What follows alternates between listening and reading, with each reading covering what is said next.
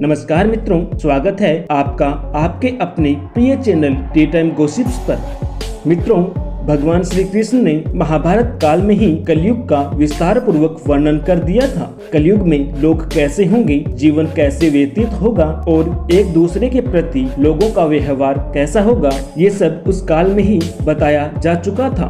आज की वीडियो में हम जानेंगे भगवान कृष्ण द्वारा कलयुग के बारे में बताई गई 5 कड़वी बातें जो वर्तमान काल में 100% सच होती नजर आ रही हैं। लेकिन वीडियो शुरू करने से पहले कमेंट बॉक्स में जय श्री कृष्ण अवश्य लिखें। मित्रों, महाभारत काल में 500 पांडवों के मन में कलयुग के बारे में जानने की जिज्ञासा थी। उन्होंने श्री कृष्ण से एक बार पूछा कि कलयुग में मनुष्य कैसा होगा, लोगों के विचार कैसे होंगे और मोक्ष प्राप्ति कैसे होगी। ये प्रश्न सुनकर श्री कृष्ण ने 500 पांडवों को वन में जाने को कहा। साथ ही यह भी कहा कि तुम जो कुछ भी वहाँ देखो उसे मेरे पास आकर विस्तार से बताना। श्री कृष्ण का आदेश पाकर 500 भाई वन में चले गए और कुछ समय पश्चात वापस आए।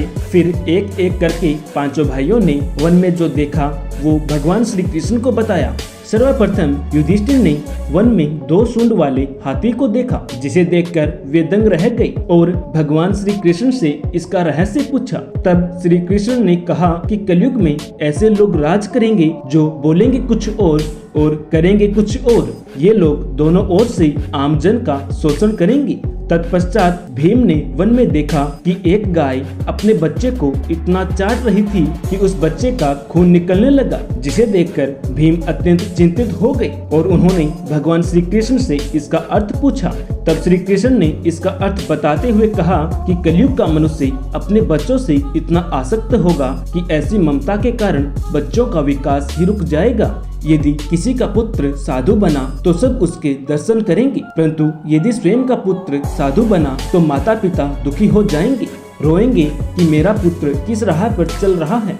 कलयुग में लोग बच्चों को मोह माया और परिवार में ही बांध कर रखेंगे। इस तरह उनका जीवन वहीं नष्ट हो जाएगा। फिर श्री कृष्ण ने बताते हुए कहा कि तुम्हारे पुत्र तुम्हारे नहीं बल्कि अपनी पत्नियों की अमानत हैं और तुम्हारी पुत्रियां तुम्हारे नहीं बल्कि अपने पतियों की अमानत हैं। यह शरीर मृत्यु की अमानत है और आत्मा परमात्मा की अमानत है। इसके बाद अर्जुन ने भगवान श्री कृष्ण से बताया कि उसने एक पक्षी को देखा जिसकी पंख पर वेद की ऋचाई लिखी हुई थी, परंतु वो एक मनुष्य का मांस खा रहा था। यह देखकर मैं हैरान हो गया। तब श्री कृष्ण ने बताया कि कलयुग में ऐसे लोग होंगे जिन्हें विद्वान कहा जाएगा, किंतु उनकी मंशा यही होगी कि किसकी जरूरी मृत्यु हो, जिससे उसकी संपत्ति को अपना लिया जाए। व्यक्ति का ओहदा चाहे कितना भी बड़ा क्यों न हो, किंतु उसकी दृष्टि दूसरों की संपत्ति पर ही रहेगी। ऐसे लोग बहुत होंगे जो दूसरों के धन को छीनने को तत्पर रहेंगे। वास्तविक संत तो कई लाखों में कोई एक ही होगा। अर्जुन के बाद नकुल ने भगवान श्री कृष्ण को वन के बारे में बताया। नकुल ने कहा कि मैंने देखा कि एक भारी चट्टान पर्वत से गिरी और बड़े से बड़े वृक्ष भी उसे रोक नहीं पाए, परंतु एक छोटे से पौधे से टकराकर वह चट्टान वहीं रुक गई। तब इसका अर्थ बताते हुए भगवान श्री कृष्ण ने कहा कि कलयुग में मनुष्य की बुद्धि क्षीण होगी, उसका जीवन पतन होगा और इस पतन को धन या सत्ता के वृक्ष रोकने में सक्षम नहीं होंगे, किंतु हरि नाम रूपी एक छोटे से पौधे से मनुष्य का जीवन पतित होने से रुक जाएगा। हरि कीर्तन से मनुष्य की बुद्धि प्रबल होगी। और अंततः सहदेव ने भगवान श्री कृष्ण को वन की बात बताई। सहदेव ने बताया कि उसने वन में अनेकों कुएं देखे, जिनमें से केवल बीच का कुआं खाली था जो कि सबसे गहरा था। भगवान श्री कृष्ण ने सहदेव को इसका अर्थ बताते हुए कहा कि कलयुग में धनी व्यक्ति अपने शौक के लिए पुत्री विवाह में, उत्सवों में बहुतायत में धन खर्च करेंगे, परंतु यदि किसी भूखे को देखेंगे तो उसकी सहायता करने में किसी को भी कोई रुचि नहीं होगी। इंद्रियों की संतुष्टि, मदिरापान, मांस भक्षण और व्यसन में धन खर्च किया जाएगा।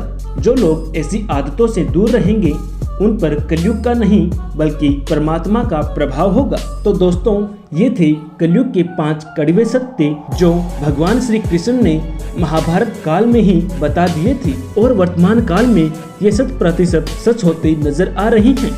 मित्रों, आज के लिए इतना ही। मिलते हैं अगली वीडियो में। आपको यह वीडियो कैसा लगा हमें कमेंट बॉक्स में अवश्य बताएं। अगर वीडियो पसंद आया हो तो वीडियो को ज्यादा से ज्यादा लाइक करें और शेयर करें। साथ ही ऐसी आध्यात्मिक जानकारियों के लिए हमारे चैनल टी टाइम गॉसिप्स को सब्सक्राइब करें। जय श्री कृष्ण मित्रों।